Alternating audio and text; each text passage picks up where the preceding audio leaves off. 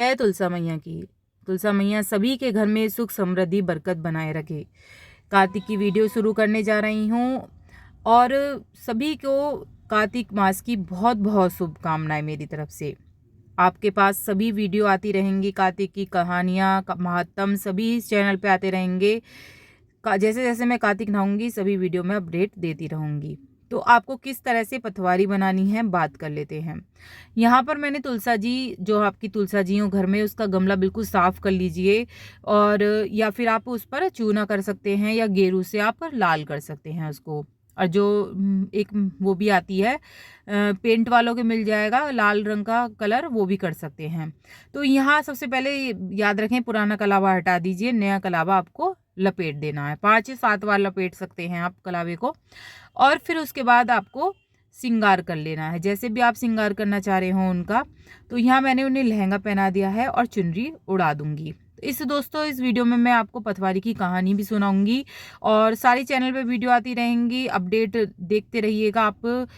Bell icon जो है वो प्रेस करके रखिएगा, जिससे सारी वीडियो की नोटिफिकेशन सबसे पहले आप पे पहुंचे। महत्तम सारी कहानियाँ सभी चीज़ें मेरे चैनल पे अपडेट होती रहेंगी। जितने भी त्यौहार आएंगे, आंवला एकादशी और गोपाष्टमी और बहुत से त्यौहार आएंगे, सभी अपडेट पूजा विधि सबकी आती रहेगी। तो ये चुनरी उड़ा लीजिए इस तरह से और आप देखते रहिए, मैं बीच बीच में बताती रहूँगी कि किस तरह से पूजा हमें करनी है, कैसे कैसे हमें पथवारी बनानी है। तो सुन लेते हैं कथा। पथवारी माता क्यों बनाई जाती हैं और क्या लाभ होते हैं पथवारी माता के। दोस्तों प्राचीन समय की बात है, किसी गांव में एक बुढ़िया रहती थी। उसके 4 बेटे थे। बुढ़िया ने 4 ही भैंस पाल रखी थी।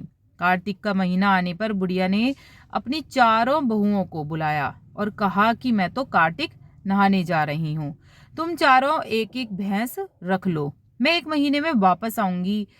चारों बहुओं से सबसे छोटी बहू बड़ी बुढ़िया की जो लाडली थी बहुत। अब देखिए आप, मैंने इस तरह से ईंट ले ली है, तो ईंट आप इस तरह से लगा लीजिए, डायरेक्शन देख लीजिए किस तरह से ईंट लगाई जाएंगी पथवारी माता बनाने के लिए। उसके बाद मिट्टी डाली जाएगी, जौ उगाए जाएंगे, फिर हमारी छोटा सा एक पत्थर होगा वो आप रख लीजिए पथवारी माता मानकर। तो इस तरह से आप देख लीजिए। आगे बढ़ते हैं। तो बुढ़िया क्या था, छोटी बहू जो थी बुढ़िया की लाडली थी। बुढ़िया ने जाते जाते यह भी कहा कि मैं 1 महीने में जब वापस आऊंगी तो देखूंगी कि किसने सबसे ज्यादा घी जोड़ा है। बुढ़िया की बातें सुन तीनों बड़ी बहुओं ने सोचा यही समय है बुढ़िया को बताने का कि छोटी को कुछ नहीं आता है, वह दही बिलोना नहीं जानती है, ना ही उसे पता है कि घी कैसे निकलता है। उसकी जिठानियों ने भी जानबूझकर उसे कुछ नहीं बताया ताकि बुढ़िया वापस आने पर उसे डांट फटकार कर सके। तीनों जिठानियां घी बनाने में जुट गईं, लेकिन छोटी बहू को कुछ ही नहीं पता था। वह सारे दूध दही को पीपल और पथवारी पर गिरा देती। मन से ये बहुत ही भोली थी। महीना पूरा होने पर तीनों जिठानियों ने एक एक डिब्बा घी का भरकर रख लिया। छोटी बहू ने जरा सी भी घी नहीं निकाला था। वह तो सारा दिन दूध दही पीपल की पतवारी पर गिरा आती थी।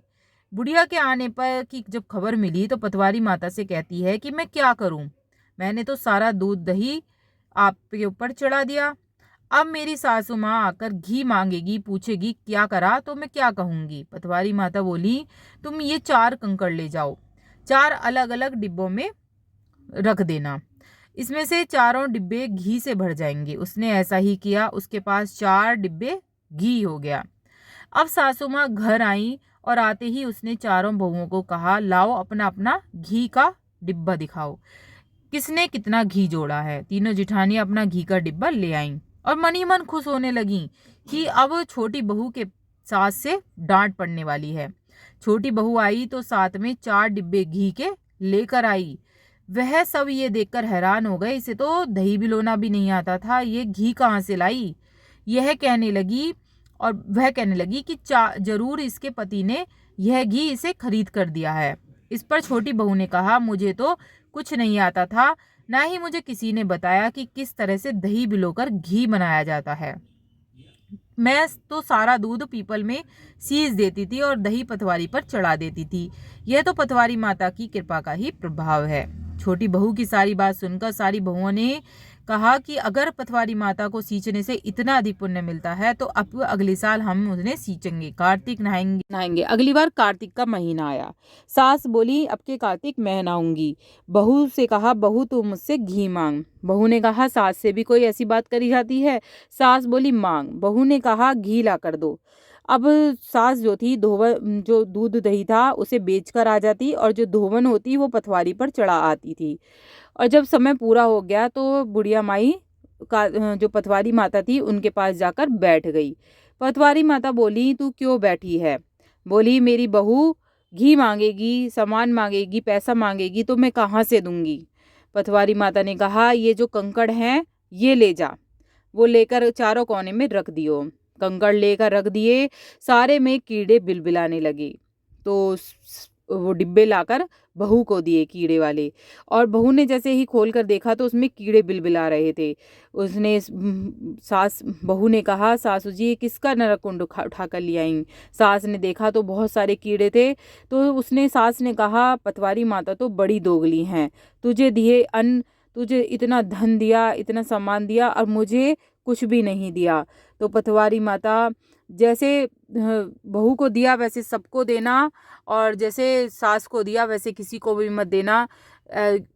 हुआ क्या था कि पटवारी माता जैसे भी भक्ति से जो कोई भी भक्ति से करता है पूजा पाठ उसे उतना ही फल मिलता है। किसी को देखकर अगर पूजा पाठ करता है तो उसे फल नहीं मिलता है इन चीज़ों का। बोल पटवारी माता की जय। अब आ जाते हैं कि कार्तिक का व्रत कब रखा जाएगा। दोस्तों कार्तिक का जो व्रत है वो वैसे तो 18 कैलेंडर के हिसाब से तो 18 अक्टूबर को शुरू हो रहा है और 15 नवंबर को ख़त्म हो रहा है कार्तिक का महीना। लेकिन मैं जो नहाती हूँ मैं शरद पूर्णिमा से ही नहाती हूँ। तो मैं शरद पूर्णिमा से